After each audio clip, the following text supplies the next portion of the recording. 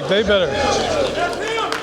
they better turn this off really quick. I was like, this is good. I was like, you can't play that song too long. It gets crazy.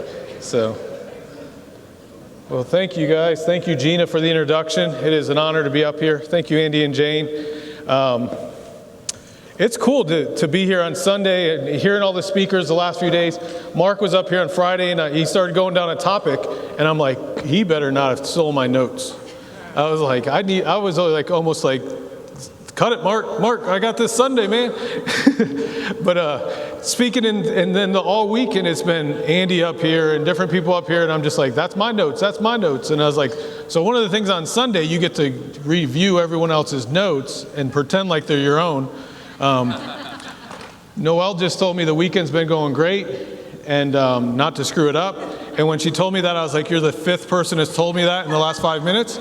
So the support you get is unbelievable. So, but yeah, so I get to talk about some stuff that I'm really passionate about in the aspects in this business is how to build your business.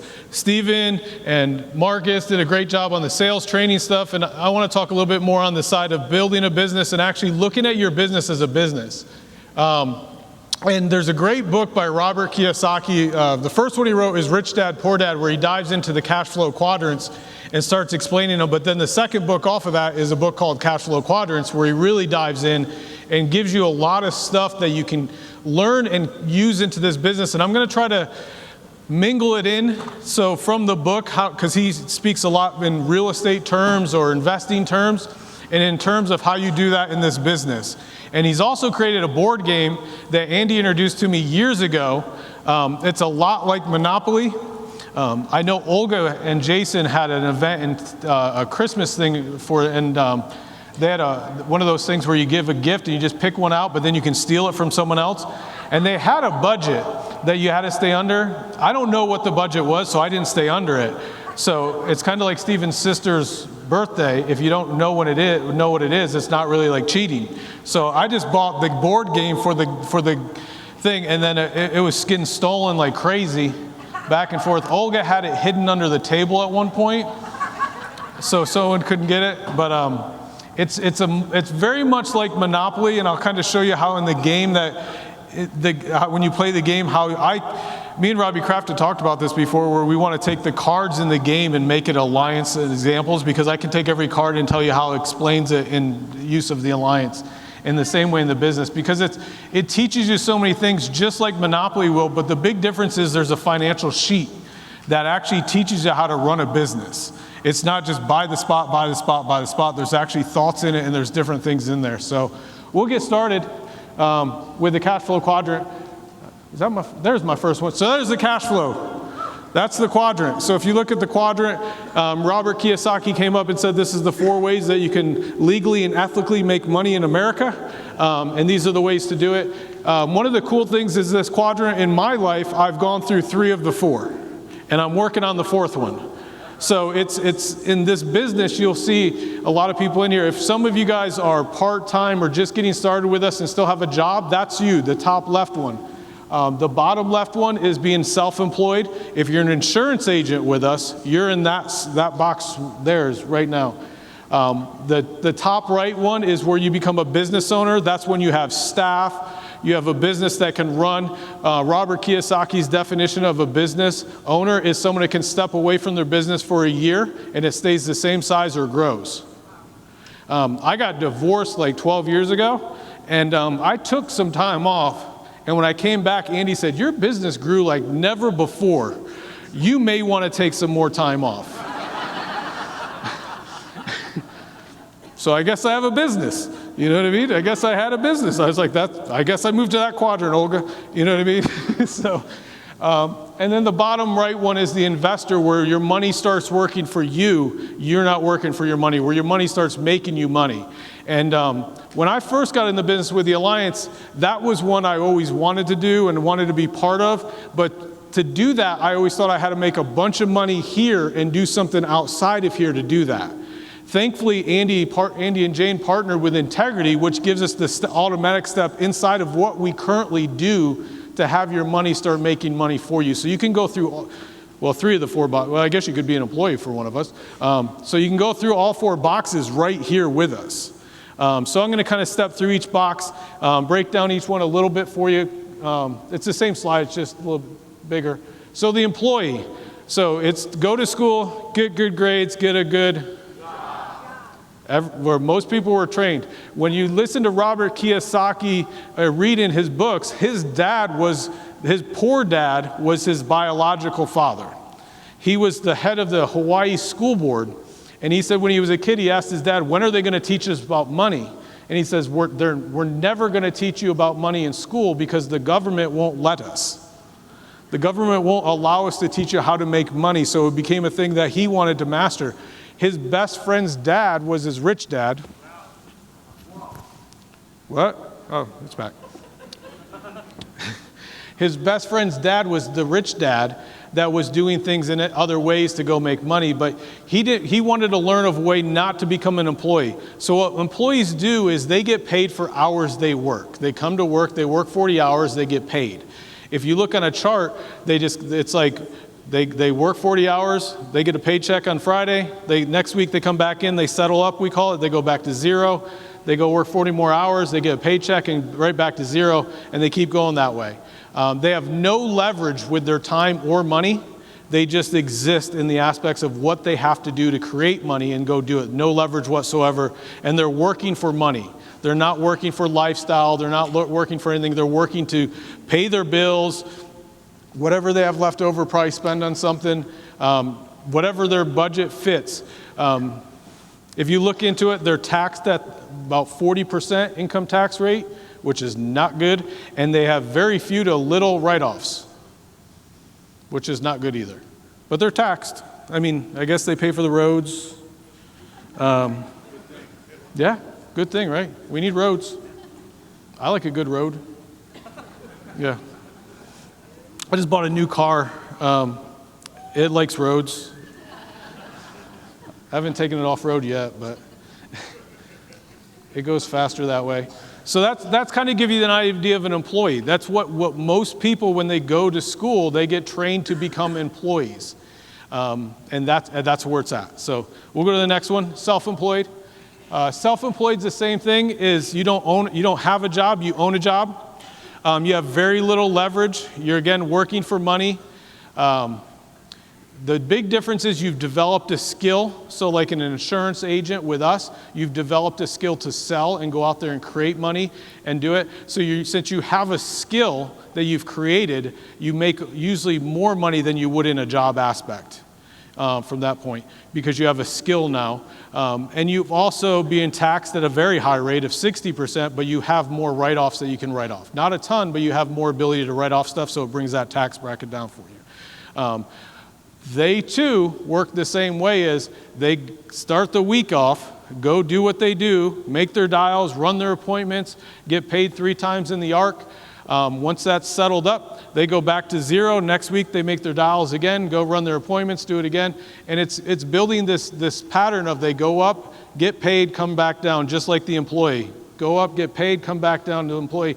And they never have the aspects to get like rich, what I would call have time and money, because they're always out there doing that same thing where they get paid and they're back at zero and they have to go do that action again to get paid. The third slide the next one is a business owner. That's more of what, as you build a business with the Alliance, you can have. The big thing with a business owner is they've created a business creates revenue, or in our way, it creates premium. They have leverage because they have multiple people working for them in the aspects of what they're creating. They free up time in their schedule because they're able to control more time with the leverage that they've created. And they're taxed at a much lower percentage, like 20%, with much more write-offs that they can do. I always feel challenged for write-offs. My accountant does my bookkeeper, and in December, usually the first week in December, he gives me a thing, and sometimes the last few years, December's been crazy, because that's when you have to spend tremendously to not have so much in taxes. And here's the thing, and people say, why do you do that? It's like, I'm paying it, it's just who I'm paying it to. I get to spend it where I want to spend it, or I get to give it to the government. Which one do you want to do? I choose to spend it. Okay. So, like I had to call the corporate and be like, hey, could you really just book my flight to Ireland? We know I made it. And they're like, why? And I was like, because I want lay flat beds and I want to write them off before the year's over. Sound like a good deal. You know what I mean? It's a business trip. Yeah. Hey, just because I get to sleep on the way there don't mean I can't write it off. So, but it's those kind of things knowing, and you get to spend. December usually nuts. It's like, how do I spend this? How do I spend this? Is it a write-off? Is it a write-off? What can we spend it on? I remember calling my accountant and being like, can I do this? And he's like, well, maybe. And that's what I was like, I'll figure out something else. You know, I don't want to get in trouble, Terry. Yeah. When he pauses, I'll figure something else out. We'll spend it somewhere else. So, but with the business, you get the business and it can run. The business can start running without you having to work every single hour, every single thing to do it. The difference with that business is if you go build a business, let's say you build a business that makes you a six-figure income or $100,000 income. You get paid the entire time and build that business. At the end of the year, you've been paid the $100,000 in overrides that you get. The cool thing is next year when it turns, you already have that $100,000 a year income business built. You don't have to go rebuild it. The next year, as you start building more, you can increase it to go to another level or higher income. That's how you can multiply and leverage your business, because you're not settling back up and going down to zero each time. Gives you the ability to go do those things. And then the last slide's the investor, where your money is going to create money for you. In this business, this is the integrity market, partnering with integrity, where you get stock in integrity and you're working to grow your money through integrity and stuff. But it gives you the ability to do that. There's other ways to do it too, where your money works for your money, but inside of our business, partnering with integrity would take you to this fourth one. So that kind of gives you an idea where the game goes and what you do with the cash flow quadrants. I'm going to go back to the self-employed one real quick, because in my business with the guys I work with a lot, I feel in my business a lot of people get stuck in this self-employed spot, where they're becoming agents, and they either are just sales agents, or they try to build a business and they get a small business and then it backs up and they go back and forth, and they're just stuck in this spot of the self-employed part. There's a book I was reading a couple months ago that has this story. So I printed it out. I'm going to read parts of it to you. But in this book, it talks about there's this girl named Sarah. Okay, and this Sarah is known in her town. Hello. So Sarah, oh, that works. All you guys got to do is yell back at me and it starts working. Just in case, I guess. So Sarah in her town is known as the pie maker. Now, she has a full-time job that she absolutely hates. But when someone is around holidays, she would bake pies and give them to her friends. And all her friends would be like, these are the most amazing pies I've ever had in my life. And one of her friends says, hey, Sarah, you should open a pie business. So Sarah's like, that's a great idea. I can get out of my terrible job and I can start making these pies, because I love making pies. She loved baking pies. So Sarah built this pie business up. It's busy every single day. Sarah's there baking pies, selling pies. Everyone thinks Sarah loves what she does, because she's doing what she loves in baking pies and making pies. So this guy goes in and meets with Sarah 2 years after the business has been going. So he sits down with Sarah and says, Sarah, your company, All About Pies, is just booming. It's busy all the time. What you're doing, how did you build this great business of this pie company? And Sarah looks at him and goes, this great business, I hate my job. And they're like, what do you mean? She says, let me explain to you what I do. She says, I hate baking pies. I can't stand the sight of pies. I can't stand the smell of pies. I can't stand anything with pies. And she starts crying. And he goes, what do you mean? The guy goes, what do you mean? She goes, here's my day. I wake up at 4 a.m. Get ready, be at the pies, get in there, start making the pies, prepping the pies, baking the pies. At 7 a.m., we open the doors. People start coming in. I start serving the clients all through the day. Pies, pies, pies, pies, pies, pies. At the end of the day, we shut the doors. I have to figure out all the sales that we made for the days, balance out the cash register, clean up the entire shop, run to the store, buy more ingredients for the pies tomorrow, eat dinner. I get home at 9:30, 10 o'clock at night, go to bed, and tomorrow I'll wake up at 4 a.m. and start the pies all over again. So when I read that, I said, this sounds like an insurance agent that I say you should start building a business, and they say I have no time for anything else because they wake up in the morning, print their leads out, get their leads ready, get them stacked up, get on the phone, set their appointments all day long, get on a call, set more appointments in the afternoon, run their appointments, scrub their apps, check their pending, figure out why they need this signature there, do this, get something to eat, get home, it's 9:30 at night, go to sleep, wake up, next day do it again. And I was like, wonder why some of my guys don't recruit, because they don't feel they have a moment in their day to go and continue baking pies or go out there and continue to do anything more than they're currently doing. And it's not that they're not working hard. They're working extremely hard. They're killing themselves, but then I'm trying to convince them, you should build a business, Terry. It's the best business opportunity in the world. And you're like, I hate pies. He hates pies because it's driving him through those things. In the book, it talks about going from that individual operation where you're the pie maker or you're the insurance agent, how to get to a business. And the big differences between a pie maker and a business is there's a system. And in the book, it takes you through the painful 4 chapters of how to build a system. It's the most painful read I've ever had. Of 4 chapters in my life. The great thing is you could tear those 4 chapters out because Andy's already put a system together. You just have to learn the system that's here. Not fight the system, not come up with your own system, because it's a painful. If you create your own system, it's that painful 4 chapters. That's terrible. And I'm just telling you, you're going to go through a lot of crap that Andy and Jane probably already have went through for us, so you don't have to go through it. So just read the green book, and then you don't have to worry about that, and then you have a system. But it's giving you the aspects of a system to where you can create that business and continue to create a business in the aspects where it can start generating money. The big difference is the pie maker or the insurance agent has all their time spending time in their business, where the person with a system or a real business works on their business, where they can expand their business, take it to another level.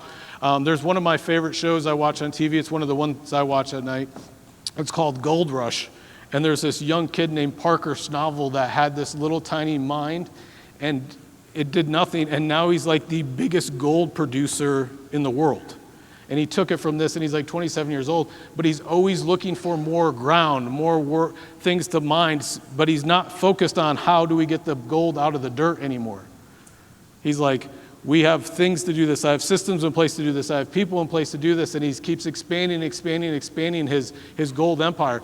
And if you're stuck in the pie making of this business, you're never going to expand your empire or expand your business because you're stuck doing that pie baking every single day. And I'm not sure, I don't know if there's any of you guys in the room that woke up that were just lifers saying, I'm going to sell life insurance and that's my dream and that's my passion at like 10 years old, like Sarah the pie maker. So just imagine how fast you're going to burn off if you don't have the passion that Sarah had for pies, because she burned out inside of 2 years. But when you build that business through the systems, it gives you things to do there. So it's kind of a cool aspects that Robert Kiyosaki put together. And he's built this board game called Cash Flow. So there's another slide with Cash Flow. This is the board game Cash Flow that he did. This is his version of how to play the cash flow quadrant and really get good at what we do. Inside of our team, we try to play it a lot with agents at night owls, at late at night, different times to start seeing what they do. And as you get better at this game, when you play it with somebody, you'll start seeing you'll be like, they're never getting out of the rat race. You know what I mean? But it teaches you stuff. So the circle in the middle is where the majority of the game played. The other part, like the road looking thing, is kind of your dreams. That's when you get outside of the rat race. I'm not going to focus on that a lot because that's when your business kind of like just 10x and it explodes and you don't have to worry about money anymore. If the next slide is that circle, and it just shows you start in the circle and you roll your dice, you go all around, you land on a spot, you pick a card, whatever one you land on. If you look up there, you'll see There's ones called big deals, small deals, where you get to pick a card and you get to decide on the type of deal you want. So if you land on one of those deal ones, and if you count it on the board, there's more big or small deal spots than anything else on the board. And you land on it, you land on one, you get to pick a card. There's small deals and there's big deals. The big deals will, the small deals are from 0 to 5,000. The big deals are 6,000 and up. So if you only have $2,000, don't pull the big deals. You're just like, I just want to see what one is, Adam. You know what I mean? It's like a wasted turn, okay? It's not a good strategy. Go with the small deals. Some of the small deal ones, I just pulled a couple out of the deck today to kind of give you an idea. There's one here that's OK for You Drug Company. It's a stock. You can currently buy the stock at today. You may buy as many shares as you want at this price. Everyone may sell. Today's price is $5. The trading range for this stock is $5 to $40. They're telling you the trading range, and you're getting it on $5, and it can go up to $40. Okay? This is what I would call like an A lead, because it's a good stock that has a lot of high ROI return on it. Now they have another one in here. Remember, the trading range is $5 to $40. It's stock OK for You Drug Company. The trading range is $5 to $40, same card, but today's price is $1. So I just said this, the $5 one was an A lead. The $1 one was when Andy decides to send out more mailers, and you can get some deals on some leads. And you buy a bunch of those. So if you can get them at $1, you want to buy a bunch of them. And then you have the one that's the stock OK for You Drug Company. Today's price is at $40. This is the time if you own stock is to sell it. Now, if you only have one lead, it's not that great. You made $35. But if you have thousands of leads, it's in that sense you do that. There's some other ones too. Another small deal here. This is a good one. When someone buys this one, it's great. It says, friend needs quick cash. A friend has an urgent need for money. He will sell you 10 ounces of gold coins for $300 each. 0 ROI, possible future sale, cost $3,000, but you're helping your friend. Some people are like, I help everybody. Well, this is your card right here. That's going to be the one that doesn't get out of the rat race. There's other things in here where you can buy a house, 2-bedroom house, no down payment. You can get a positive cash flow of $100, so you start building residual income, and you can sell this card later on. This is more like you recruit somebody, have a team. It's not instant cash, but you can get cash later on. There's condos as well. It gives you the aspects of how you can build your business and the aspects of buying stuff. There's another one, if you look up there, is the blue spots. They're called doodads. These are the ones that I find a lot of agents just doodad themselves to brokenness.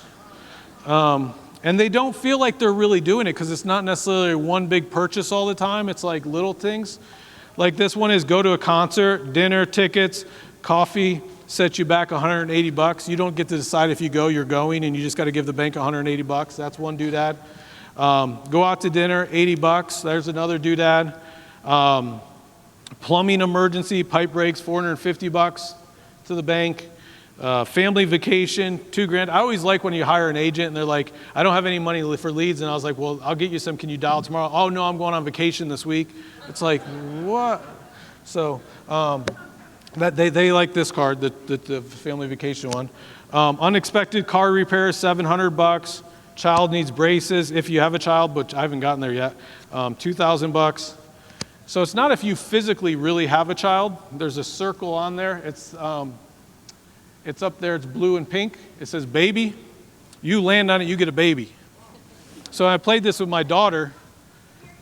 So when I played this game with my daughter, the first time, she landed on the baby part, and she's like, can I give it back? Can I get rid of it? Because when you have a baby in the game, your expenses go up. If you haven't had a baby, I'm just preparing you. Your expenses go up. Someone said yesterday they don't get cheaper. I agree. My kids are now 18 and 19 years old. They've never been, the cheapest they've ever been was when they were born. Someone actually told me when you're in diapers, it's the most expensive it's ever been. That person lied because it was the cheapest moment of my life of having kids. This is one of my favorite ones too. This is Jimmy Leo card, I call it. This is his favorite one. When it flips over the doodad, it's a new boat. Pay $18,000 or a down payment of $1,000 and add $17,000 of a boat loan, so you increase your expenses of $400 a month. So you think about these doodads in your life. When you have one of these things, it's like, Jane, I'm going to this concert tonight. It's going to be amazing. But in the game, when you get that one, it's like, I don't want to go to no damn concert. I ain't want to pay $180. And then it's like, you buy a boat, you invite everyone out on the boat for the weekend. You get in this thing, you're like, I don't need no damn boat. You know what I mean? So it makes you start thinking like things in your life, like the Super Bowl's coming up. Brandon's going to buy a brand new big screen TV for the house. He's going to invite all you guys are invited over to Brandon's house to watch the Super Bowl, and he wants to show off his new big screen TV. There's a card in there for a big screen TV that's for like $5,000. Well, when you're playing the board game, you don't want to pay $5,000 for a TV, but you're fired up about it when you get to brag about it to your friends. And when you start thinking of this game as a board game and not the game of life, and you can do it this way, it will teach you how to win at life by winning at the board game, by making the same decisions you would want to make in your life on a daily basis. Some of the other ones on here is a market. The market is when you land on the market is if you own a business, you could sell the business. If you own properties, you can sell the properties. Different aspects here. And then when you get into the big deals, when you have a lot of money, you can buy businesses, you can buy pizza franchises, you can buy car washes, all different stuff. You can buy apartment complexes, duplexes, fourplexes, all that stuff. It's just multiplying in higher levels, but it trains you how to make right decisions in your business. You know, one of the first people when I first got in this business, I met Alex Fitzgerald, and he said to me, he's like, this business is you sell to eat, recruit to live. And if you can figure out through this game how to do that, where you sell to eat to make that income to get by and not buy the boat, not go out to every concert in the world, not do this stuff and invest in your business to build that stuff, you will build the lifestyle to live an amazing life. There's two types of people that you're going to see when they do it. There's going to be your academic people, and then there's going to be capitalist people. The capitalist people are going to do really good at this game. The academic people are the kind of people that like have PhDs and live by that's like their piece of paper that they're super excited about. Capitalists are ones that are super excited about a piece of paper as well, but it's their financial statement. I'm not an integrity partner, but I'm working towards it. I have talked to them. They have never asked me for my Methodist University sports management degree. I do know where it is. It's still in the tube. I found it the other day. Angela opened it and saw the grades, and I was like, put those away. Because the one paper is in there, it's still there. So the important one, they don't need to see the grades.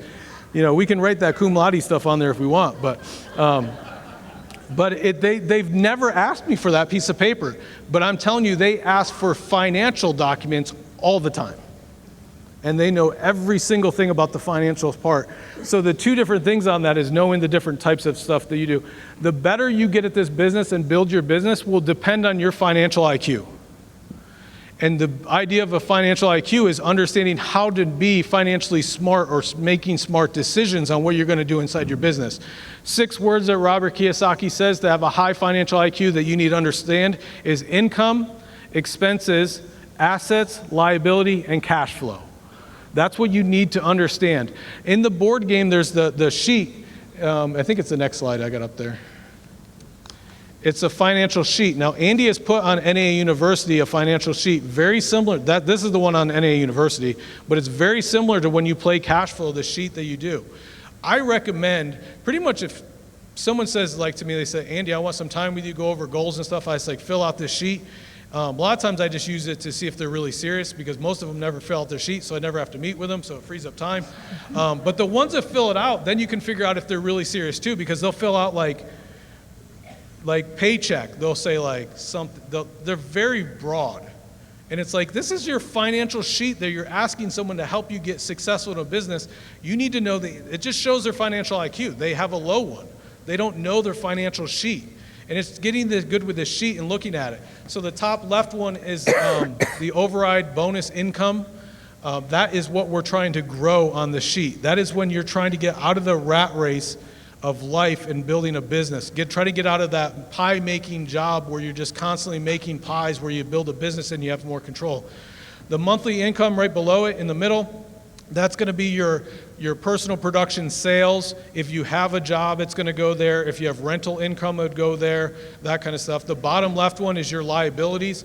That's going to be like car loans. It's not your payment, it's how much outstanding of a loan. If you have a mortgage, it's how much is outstanding on your house. It's the big number. The top right is going to be assets, any savings, retirement, equity you have in-house, real estate, those kind of things. The middle right one is going to be your monthly expenses, so that's your liabilities payments, so the payments aspects.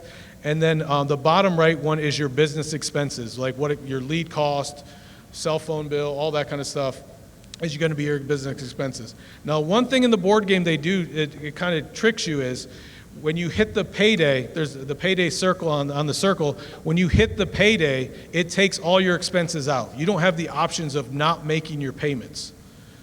That's where in life, I guess we have options of that. Some people choose not to pay stuff and they park their car. Like the people that know how to park their car so it can't get towed is I was like, I don't know which one it is. If I'm supposed to go in forward or backwards, or not one of my problems, but it's like, they know it, they're like, if you back it in, they can't tow it. I was like, that's cool. I was like, I could be completely opposite. Don't go with my advice. I don't know which one it is on that. But in the game, it takes the expenses out. In this sheet, you need to make sure your monthly income is higher than your expenses. And if it's not, we need to fix that first. Because if you can't pay your bills, we're in big trouble. Okay? But once we get you above that, it's how we're going to invest or how we're going to do things to create more of that income, that top left corner box, and creating that aspect of moving you towards the way of doing that. Much of what we do is inside the system. There's so many ways to do it where it does not cost you money. So many people like to recruit and build on ways that do cost them a lot of money. It's because if you get rejected by a stranger, I guess it's not as bad as someone that you meet face to face or talk to or something, I guess. But you can build just business by doing different things in the aspects of what you can do and the ways you do it. But this financial sheet is something that I recommend if you want to have a high financial IQ, is getting comfortable with this sheet, looking at this sheet, and almost having it something that you fill out at least on like a monthly basis to know where you're at. Because in this business, you can change your financial situation in a week or two. It doesn't have to take 6 months, but if you only fill this out every 6 months, you could change that already, but put yourself behind because you're not out there changing the aspects of things that you want to do in the ways that you do things. Oh, another part of the game too, you get to pick your profession. I picked out some of the ones I like on here. You can be a teacher, because I know we have some teachers in here, or ex-teachers. You can be a secretary, you can be an engineer, you can be a nurse, you can be a lawyer, you can be a doctor, you can be a police officer, and you can be a janitor. Now, when you play with someone new, they think the doctor's the best one, because they make the most money. They're all the same. It's just how aggressive you need to be in the game compared to the other one. The janitor doesn't make as much money, but he has a lot less liabilities, so you don't have to pay as much. It's a lot easier. You don't have to get as much passive income to get out of the rat race as the doctor's going to get. So when you get that idea of the things that you want to do and get out of the rat race, you got to do things. So I'm working with a couple of my agents that have incomes like doctors, and they're starting to build expenses like doctors. And it's like, we need to get aggressive in what you do. So one of the things that I've been teaching a lot, and Andy's been talking about it, a lot of people have been talking about, is the lead aspects of this business, of what you can do to really grow your business by taking more leads. I love Eric Belair's part where he talked about where he tried to save his way to richness, but when he spent more money on leads, he actually made more money. And this business here, the other thing you can do is you can spend more money on leads and write the same amount of business, and it's still good. And I'm going to show you how.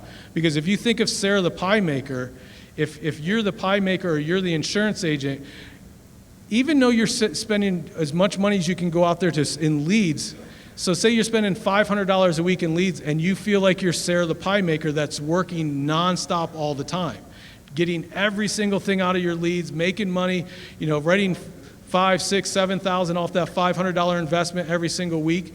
It's good. You're profitable. You're making money. You're probably in the top 20 agents that we have in the country when you do it consistently.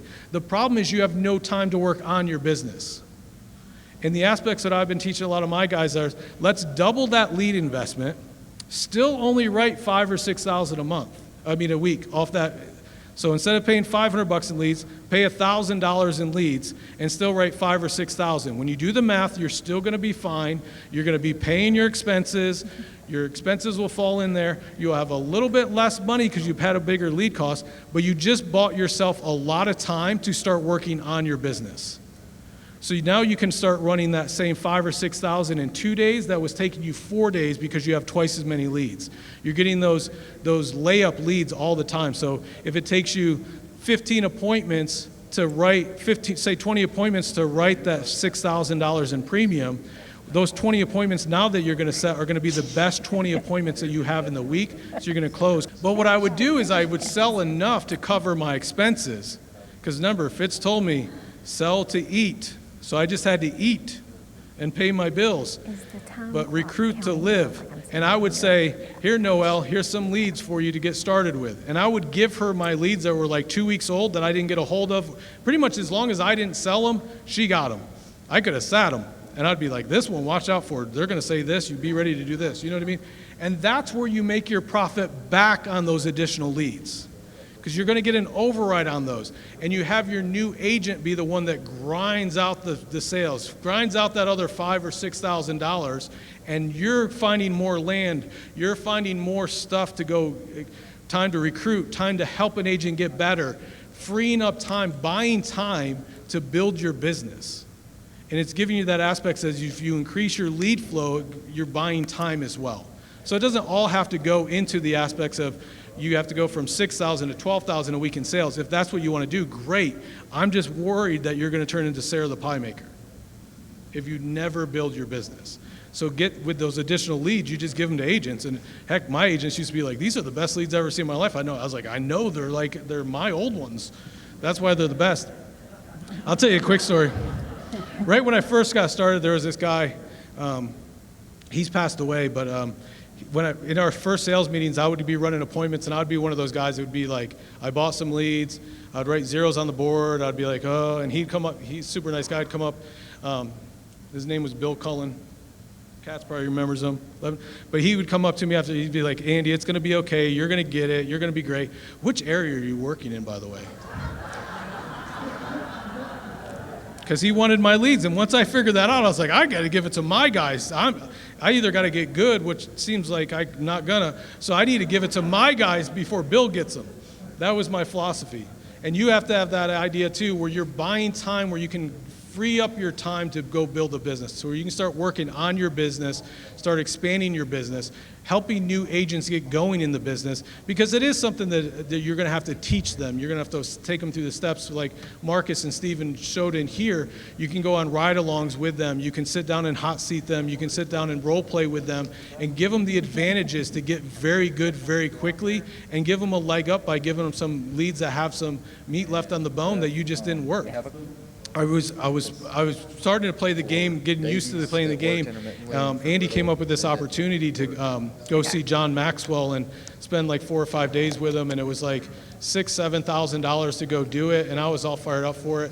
And he called me, he's like, hey, I got only like 5 of you guys can go. I was brand new in the business. When Jake was up here yesterday talking about his and having $50,000 in the bank, I had about $50,000 in the bank when this happened. And the day before it, I had a credit card that had 0% interest, but I had a $50,000 balance on it, that I was making the payments all the time. And I just remember being like, I just don't like that hanging over me. It's 0%, like and it was caught up. I was like, I'm going to take my $50,000 and pay off that 0% credit card. The next day, Andy's like, you want to go on this? I was like, I don't got the money. He's like, why not? I was like, I did this. He's like, what was the interest rate on it? I was like, 0. He's like, what in the... So I'm telling you, before you make decisions like that, check with someone that's good at this game. Check someone that has a financial IQ that can really help you make decisions, even though you think you know what's right. Check with them, get with your upline that's really growing, and do that stuff, guys. Thank you so much. Hope I didn't screw it up, Noelle. Thank you.